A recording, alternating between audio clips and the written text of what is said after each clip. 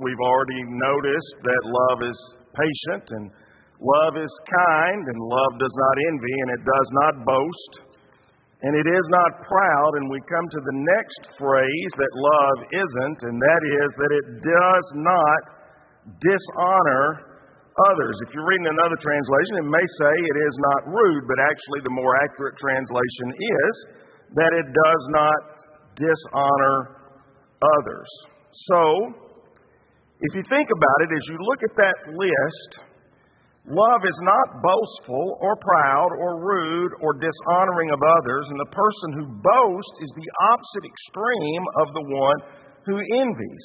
The one who envies wants what another person has. The person who brags about their good fortune and honors and significance and experiences in a subtle way is trying to provoke envy in others. So they're really sort of the opposite of one another. And rudeness naturally follows, or dishonoring other people naturally follows, because nobody else really matters to the person who is filled with themselves, to the person who's proud or a braggart or honors themselves all the time. They don't honor others because that takes the focus off themselves. They want to be the subject of every conversation and they want to be the focus of every experience. It's kind of like Alice Roosevelt Longworth said about her father, the great poet, "My father always wanted to be the corpse at every funeral, the bride at every wedding, and the baby at every christening." Maybe you've known somebody like that. I love this. This was used. I don't know if you know that Winston Churchill and Lady Astor of England were constantly at each other's throats, big adversaries, constantly just the greatest biting, sarcastic criticism back and forth between each other. And Lady Astor once said this about Winston Churchill, and he said, "I don't want to be the corpse at every funeral. I want you to be the corpse at every funeral." Talking about her. When you're talking to someone who is boasting and proud and rude, you'll find that in just about any conversation, you're likely to get into the game of, can you top this? Right? You've been there, haven't you? Somebody tells a story and a person who is like this all the time jumps in and says, "Well, I can top that." And they'll tell another one. If you tell another one, they'll top it, and they'll keep going until they've topped out. They will. No matter what is wrong with you, they will have something worse. No matter what you have achieved, they will have achieved more. If pride and envy played out, that's what it would look like. Somebody who dishonors others. People who just can't stand to let somebody else have the spotlight. So the antidote to boasting and pride and rudeness is what we just sang. Humility. Humble yourself in the sight of the Lord and He will lift you up. Humility is anchored to an understanding of God's greatness, and that God is so much greater than us, we never have anything to be boastful or proud about, and that we should constantly be aware of our own shortcomings. That's humility. The book of Romans tells us not to think of ourselves more highly than we ought to think. Paul doesn't say we ought to diminish ourselves either, but we should recognize that any ability we have is given to us by God, and we shouldn't try to think of ourselves more highly than we ought to. Let me give you an example. Suppose you have musical ability, and I'm looking at people in here who really do have legitimate musical ability. God doesn't want you to pretend that you don't have any ability.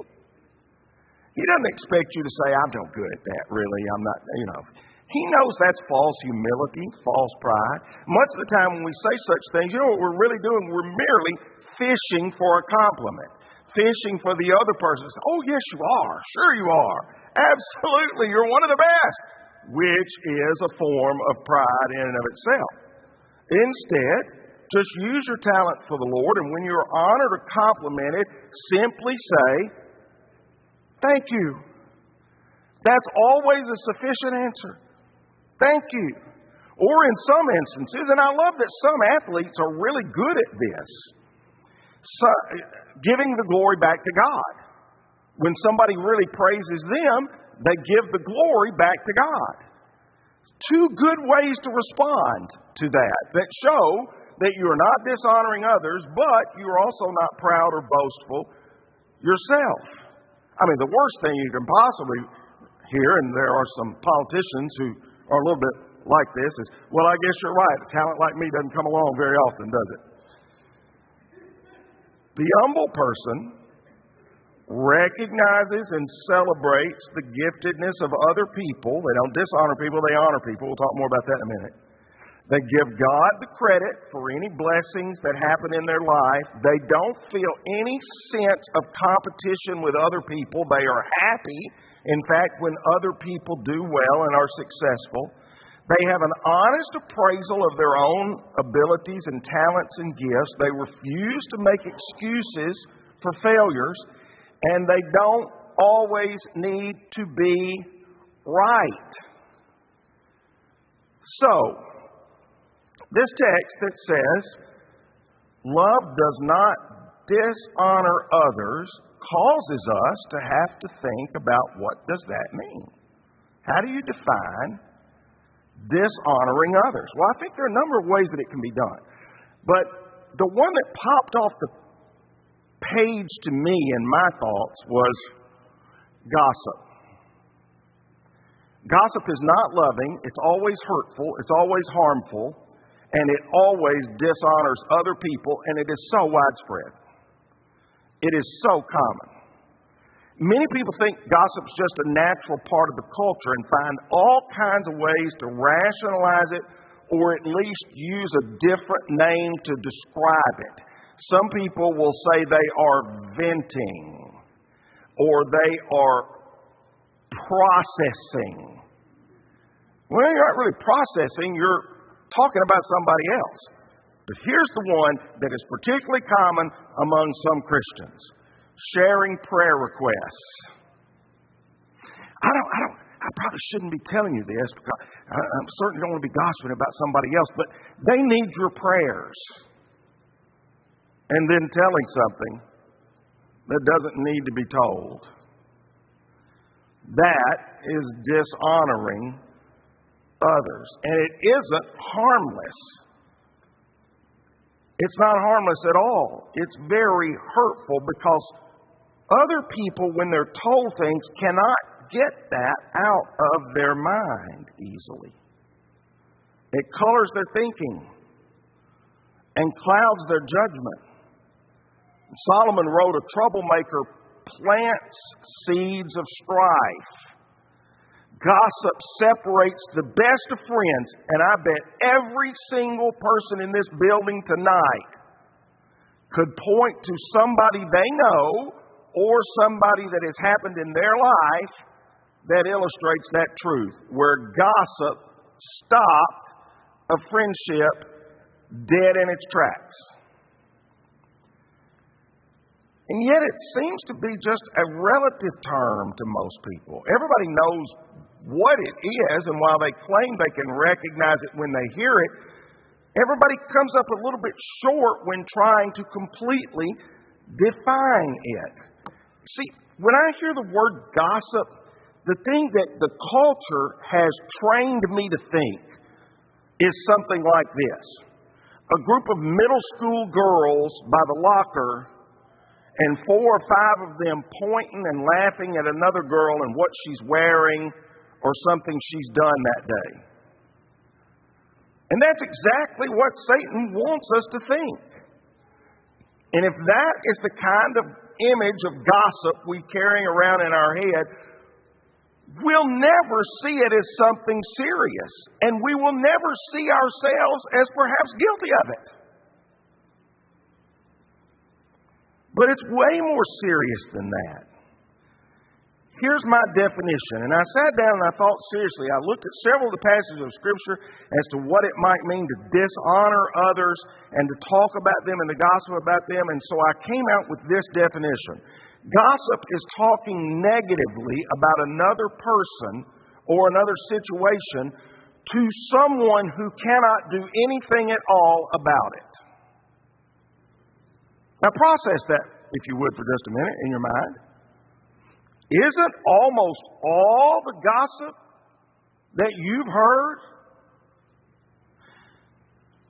told to you, even though there's nothing you can personally do about the situation? So then who is benefiting from that? In many church cultures, and I've been in the church all my life, so I know what I'm talking about here. In many church cultures, you actually get rewarded for a kind of gossip because you are seen as someone who knows everything that's going on and is concerned about others. It can actually be rewarding,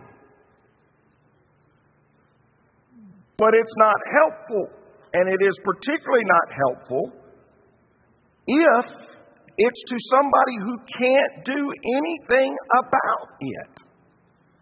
And we're going to talk in a minute then about, well, then what do you do? Well, obviously you do what Jesus said and what Paul's epistle said. You go to the person, not to another person. You go to the person. When you go to the person, you're honoring that person. You're respecting them. You're doing the right thing by them. When you go to another person, you are dishonoring them. And love is not dishonoring. Gossip is a little bit like cancer, and cancer kills. If left unchecked, cancer always spreads. Understand this. Those who gossip to you will gossip about you. Don't think otherwise. Don't be fooled otherwise. The story you were told about somebody else, if it's you in that situation, will be told about you to somebody else. The reality is that the cultures of our churches or our relationships have often created what we have allowed. If we allow gossip to remain undealt with, it really is the equivalent of spiritual malpractice because it's harmful to people. One of the things I've always been so glad about is that when people talk to me, it is, and they talk to me privately or in my office, it is completely confidential. I don't really have to worry. There are things I know that you wouldn't believe. You would not believe. But they're completely confidential, and they're going to stay that way. And in 40 years at this church, there has never been a single person come to me or to our elders that I'm aware of that have said, I told Randy something and it got out. No, because it's not going to get out. So I've been sort of inner protected by my job, my role, my commitment to confidentiality in this particular area. But everybody's not inner protected like that. It's an actual part of my job. If somebody comes to see me about a serious matter, I'll often say, I want you to understand this is confidential unless you start down one road. If you start down a road about child sexual abuse, I will stop you right then and tell you. Because by law, I have to say that. And I've done it once.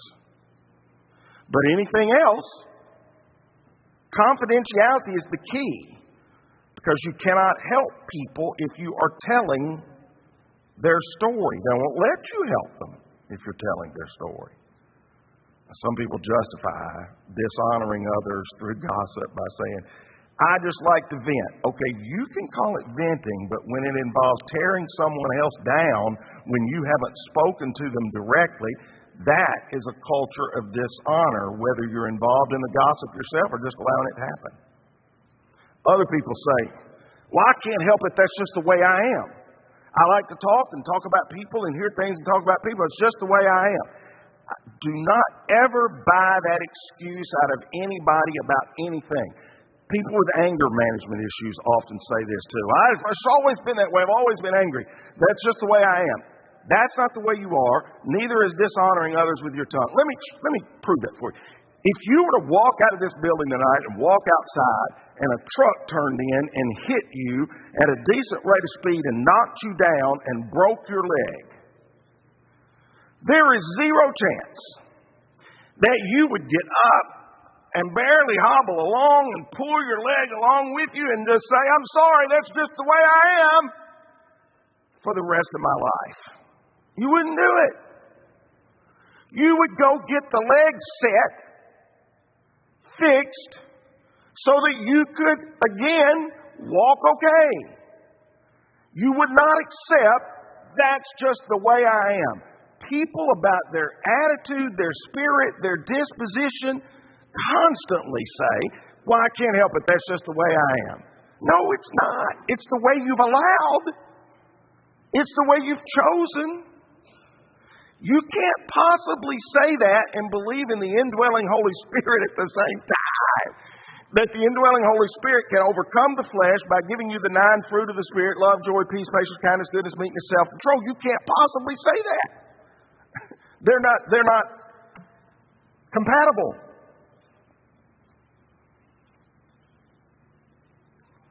When you really break it down, gossip doesn't point to the brokenness of another person.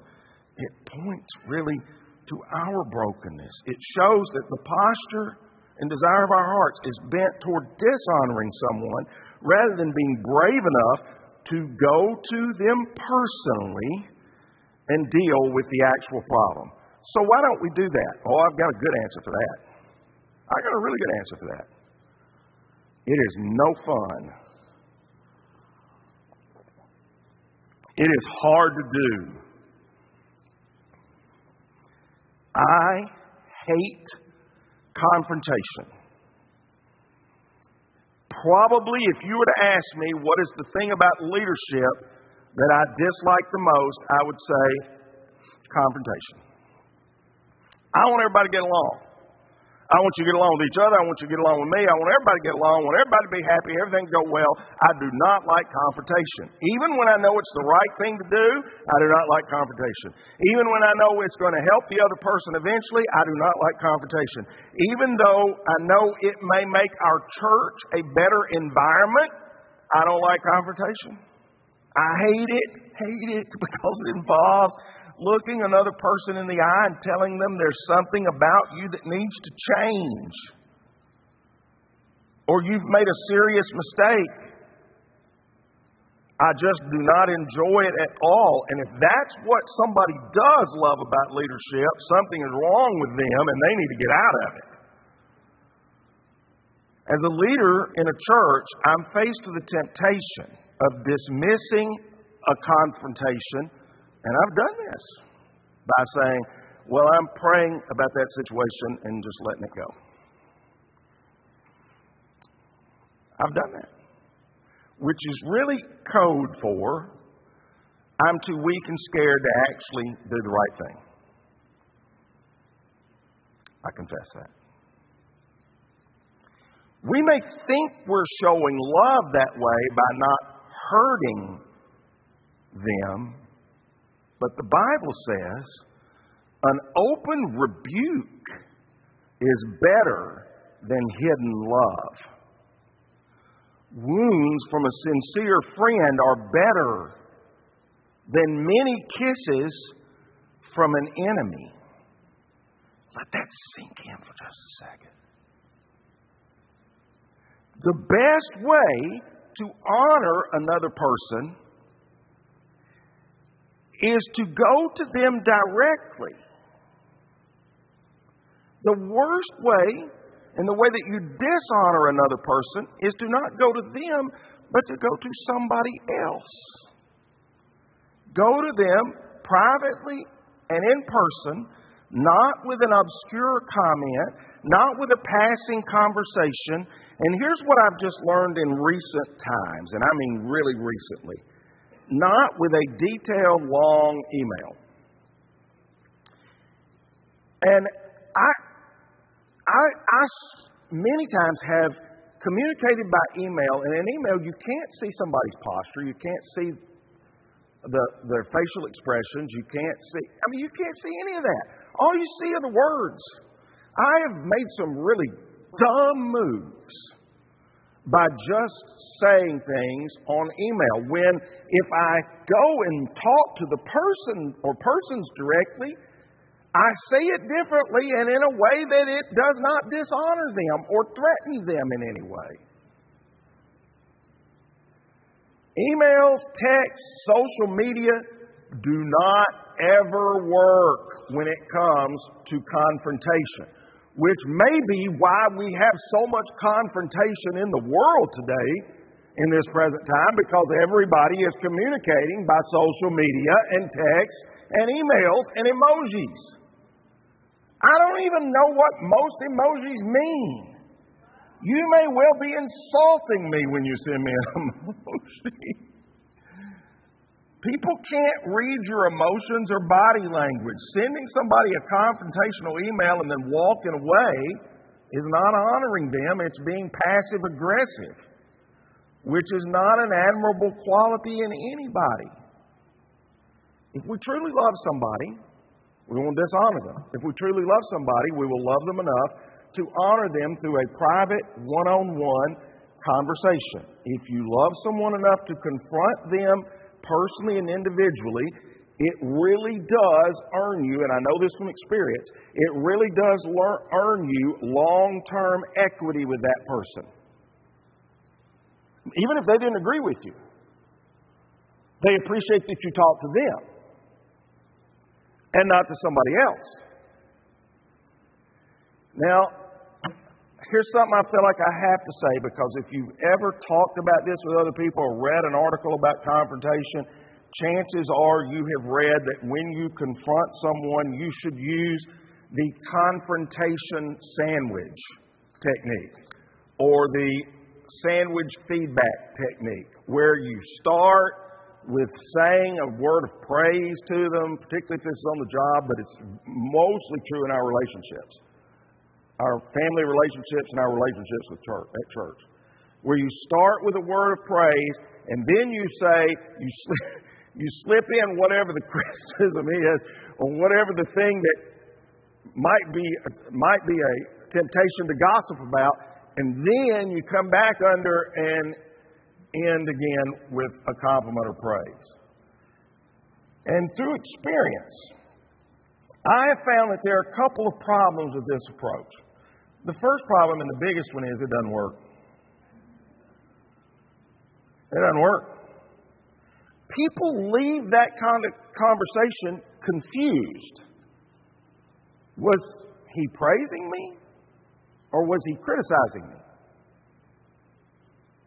They're confused. Does he like me? Does he not like me? What exactly was he trying to say? The main point of the conversation seemed to be not the confrontation, but rather making the person feel as good as possible. I can honestly say this. I loved my parents, and they were good parents, and they never were concerned about making me feel as good as possible when I needed correction. I'm assuming from what I just heard, yours didn't either. I'm not giving anybody permission to be a jerk here, but let's be serious. Confrontation is not supposed to make you feel good. Trying to correct a terrible behavior, a dysfunctional behavior, or a sinful behavior in somebody's life is not intended to make them feel good. And the other problem that it has is it gives people false expectations. It really does. They're confused and they have false expectations. So let me try to illustrate that for you in a way that I hope this doesn't come across as crude, but let's just say you really love sandwiches and you really love bread, so I want you to picture right now in your mind the best piece of bread you can possibly imagine to make a sandwich. Now, for me, that's some sort of a garlic toast that is buttery, but for you, it may be some other kind of bread. That just think of the best bread you can make, both sides of it you're going to have on this sandwich. And so you have the bread ready, and you put a couple of toppings on, whatever your favorite is, and then you put a turd in as the meat. Should I not have said that?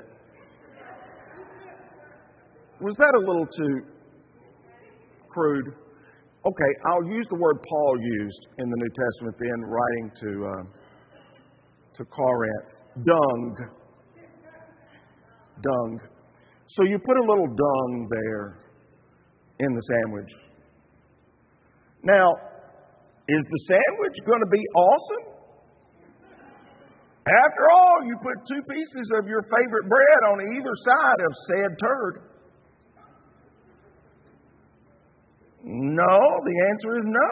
It's not going to be awesome still. Now, if that's so obvious when it comes to lunch, why would we think praise, criticism, praise will work when we're confronting somebody about a serious life issue? See, the danger of the turd sandwich is that I promise that's the last time, I promise. Is that it allows people to hear what they want to hear rather than what they need to hear. If we value a person enough to talk to them one-on-one, directly and respectfully, then the loving thing to do is what Galatians 6:1 and 2 says. Brothers and sisters, if a person gets trapped by wrongdoing, those of you who are spiritual should help that person turn away from doing wrong. Do it in a gentle way. At the same time, watch yourselves so that you also are not tempted. Carry one another's burdens, and in this way you fulfill the law of Christ. There you go. That beats the confrontation sandwich every time. You go to the person lovingly, honoring them for who they are, their role and relationship in your life. You tell the truth clearly but lovingly. You watch yourself. You do it gently, do it in a gentle way, and you watch yourself so that you don't fall into temptation. And one of those temptations is gossip, which is dishonoring the other person. Confrontation is always better than condemnation, and it doesn't have to be sugar-coated to go down well. It really doesn't. When we have to confront someone, we should do it. However, when we're praising somebody for a good idea or a job well done, we should be as public as possible with that. As public as possible as we can be. So I'll give you an example of that. So you always know I'm working 2 or 3 weeks in advance. Everything I do is 2 or 3 weeks in advance.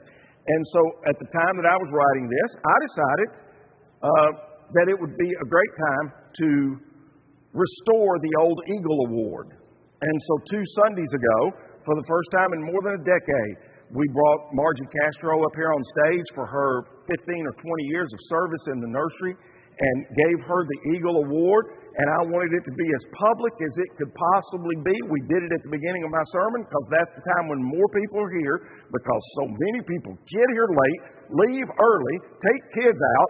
There's always just tons of movement. And so I did it at the time when the most people would see it and the most people could see her for public praise. When somebody hears that you've been speaking highly of them, and particularly when they're not even present, they're honored. They're honored. When they hear that you've been speaking poorly of them, they're dishonored. All too often we talk about catching someone doing something wrong, but what if we catch somebody doing something right and then openly speak about it in front of as many people as possible? That is something they will never, ever forget. A couple times during this series I've gone back to the story because it has every human emotion in it you can imagine, of Saul and David and Jonathan. And the story of Saul and David offers a lesson, I think, about the dangers of wanting all the attention on us. After David had killed Goliath and then won another battle, and he comes back into town and they're having a big party and Saul's there and David's there, and the women start dancing in the street, start singing a song saying, Saul has killed his thousands, but David has killed his tens of thousands. And you remember we looked at that and it said from that moment on, Saul was jealous of David, and a few verses later he tried to kill him with a javelin, and then a few verses after that it said he was trying to kill him for the rest of his life. What if Saul had just done the opposite? What if he had just done the right thing? And instead of wanting to dishonor David and not love him, he had wanted to honor him and show true love for him, and would have taken away that I'm still king because we've won these battles. It wouldn't have taken away from him in any way. It would have made him stronger. It would have earned him buy-in with the people that he led. As they would have seen, he was secure enough to accept that somebody else had topped him this time and it had rewarded all the people. That's honoring others. As opposed to dishonoring others. I think one of the main reasons people are not treated with the honor and respect they deserve in our lives is our perspective sometimes gets out of whack. As we've noticed in these other definitions of true love, when we see others through the eye of envy or self-centeredness, we can't possibly see them for who they really are or give them the value and respect and honor they deserve. The proper perspective is to see people the way that Jesus sees them. Jesus didn't see people as pawns to be used for His own self-promotion. In fact, He saw people as His sheep that He was willing to lay down His very life for. That's true love. Our goal isn't to make much of ourselves. Instead, we're to make much of other people. Let me tell you, I've told you many times before, back when I was a young preacher, a preacher advised me. He gave me a book called How to Win Friends and Influence People by Dale Carnegie.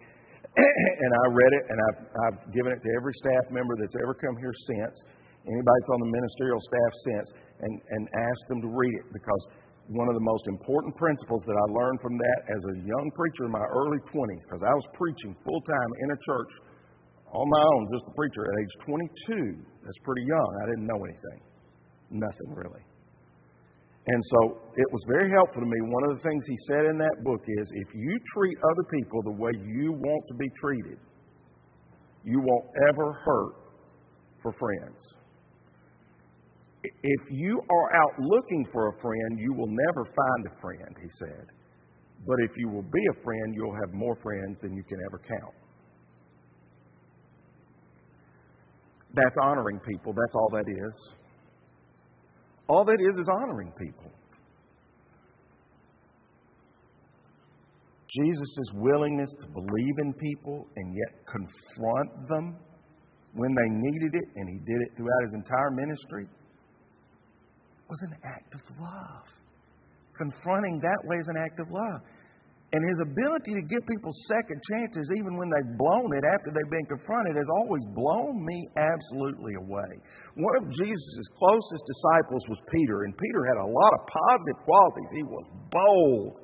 He stepped out of the boat and tried to walk. None of the other 11 did on the water. I mean, we give Peter a lot